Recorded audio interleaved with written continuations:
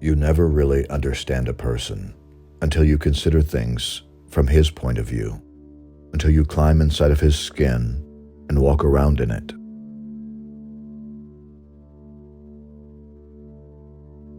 I wanted you to see what real courage is, instead of getting the idea that courage is a man with a gun in his hand.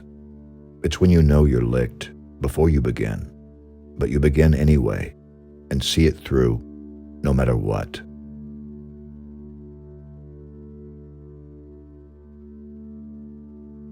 Until I feared I would lose it, I never loved to read. One does not love breathing.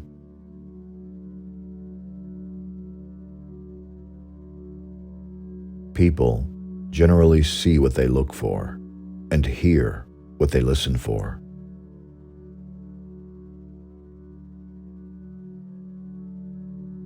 The one thing that doesn't abide by majority rule is a person's conscience.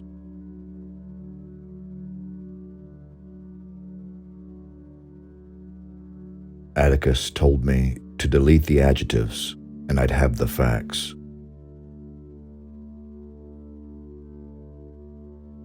I think there's just one kind of folks.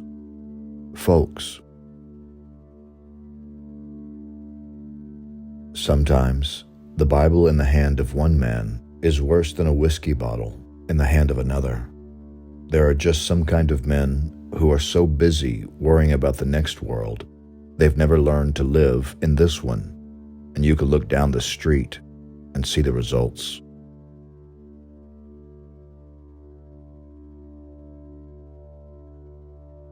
Atticus, he was real nice. Most people are, Scout, when you finally see them.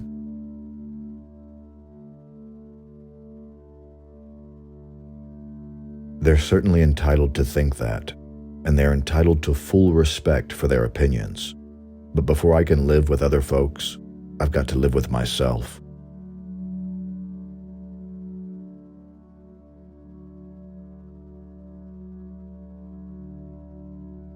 Atticus said to Jim one day, "I'd rather you shoot at tin cans in the backyard, but I know you'll go after birds.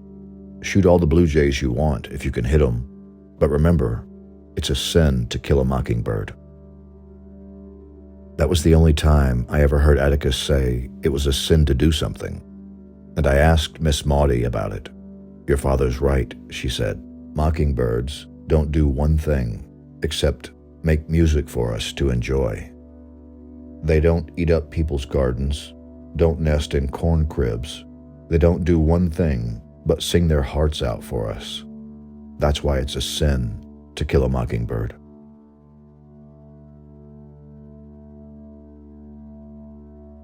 As you grow older, you'll see white men cheat black men every day of your life. But let me tell you something, and don't you forget it. Whenever a white man does that to a black man, no matter who he is, how rich he is, or how fine a family he comes from, that white man is trash.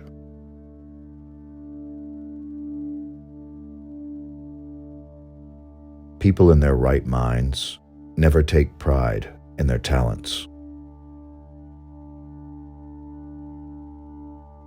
It was times like these when I thought of my father, who hated guns, had never been to any wars, but was the bravest man who ever lived.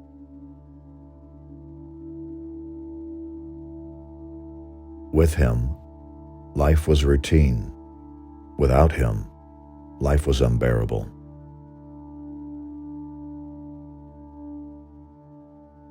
You just hold your head high and keep those fists down.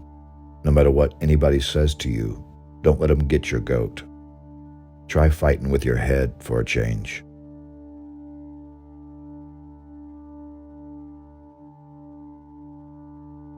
It's never an insult to be called what somebody thinks is a bad name. It just shows you how poor that person is. It doesn't hurt you.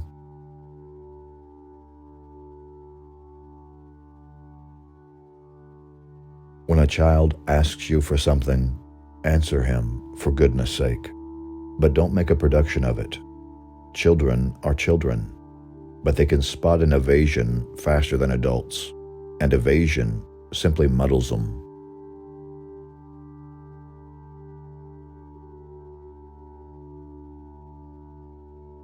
Simply because we were licked 100 years before we started is no reason for us not to try to win.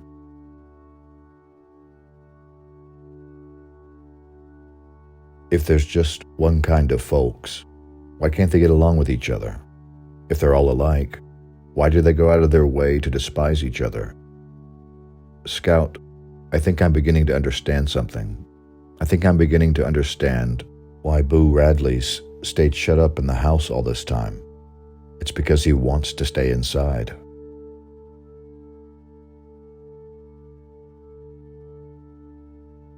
Things are always better in the morning.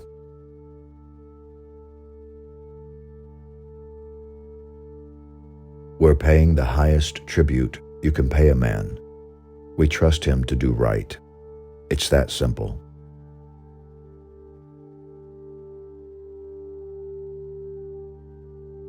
You can choose your friends, but you sure can't choose your family. And they're still kin to you no matter whether you acknowledge them or not. And it makes you look right silly when you don't.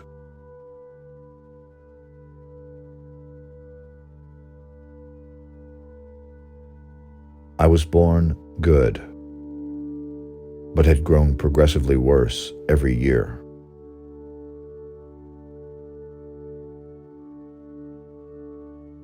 Neighbors bring food with death, and flowers with sickness, and little things in between. Boo was our neighbor. He gave us 2 soap dolls, a broken watch and chain, a pair of good luck pennies, and our lives. But neighbors give in return. We never put back into the tree what we took out of it. We had given him nothing, and it made me sad.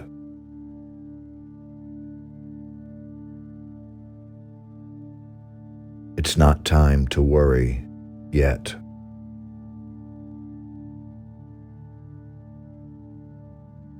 Prejudice, a dirty word, and faith, a clean one, have something in common. They both begin where reason ends.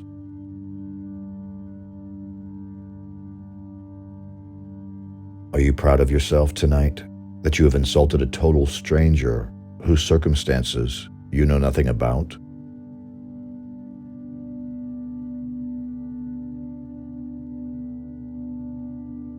We know all men are not created equal, in the sense some people would have us believe. Some people are smarter than others. Some people have more opportunity because they're born with it. Some men make more money than others. Some ladies make better cakes than others. Some people are born gifted beyond the normal scope of men.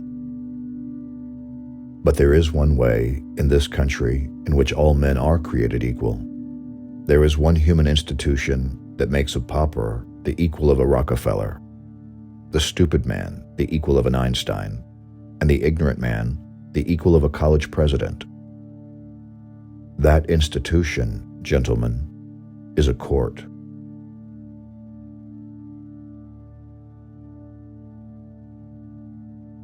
They've done it before, and they'll do it again. And when they do it, seems that only the children weep. Good night.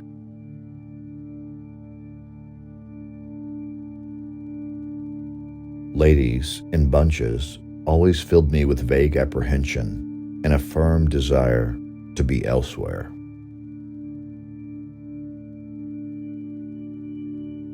There's a lot of ugly things in this world, son. I wish I could keep them all away from you. That's never possible.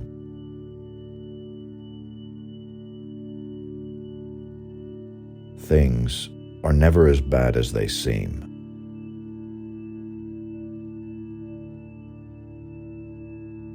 Any writer worth his salt writes to please himself.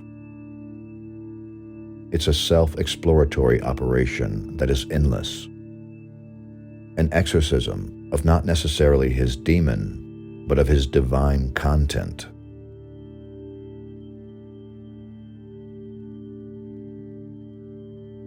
It's not necessary to tell all you know. It's not ladylike.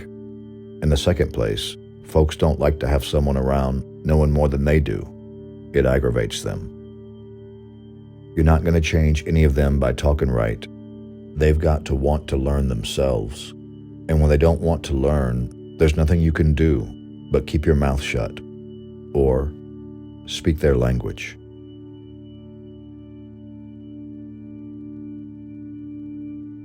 There are some men in this world who are born to do our unpleasant jobs for us. Your father's one of them. Every man's island, Jean-Louis, every man's watchman is his conscience. There is no such thing as a collective conscience.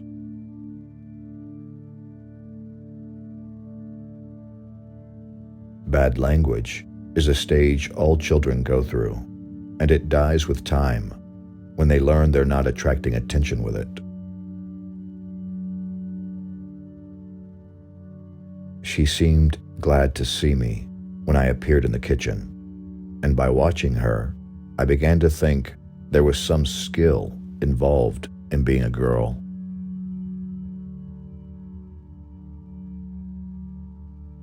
Atticus sat looking at the floor for a long time.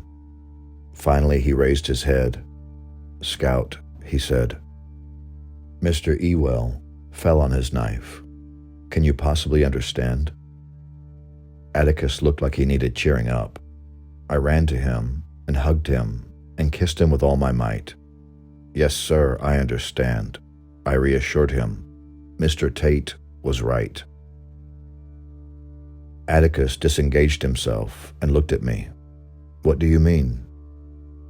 "Well, it'd be sort of like shooting a mockingbird, wouldn't it?" Atticus put his face in my hair and rubbed it. When he got up and walked across the porch into the shadows, his youthful step had returned. Before he went inside the house, he stopped in front of Boo Radley. "Thank you for my children, Arthur," he said.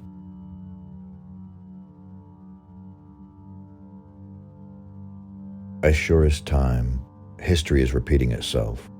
As sure as man is man, history is the last place he'll look for his lessons.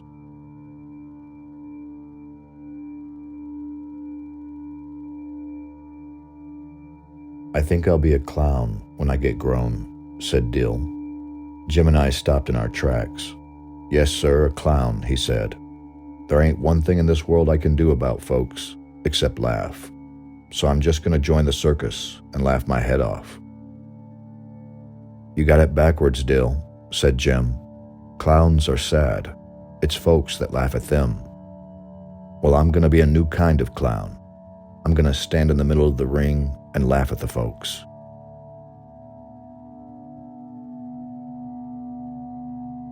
Remember this also. It's always easy to look back and see what we were. Yesterday, 10 years ago. It is hard to see what we are. If you can master that trick, you'll get along.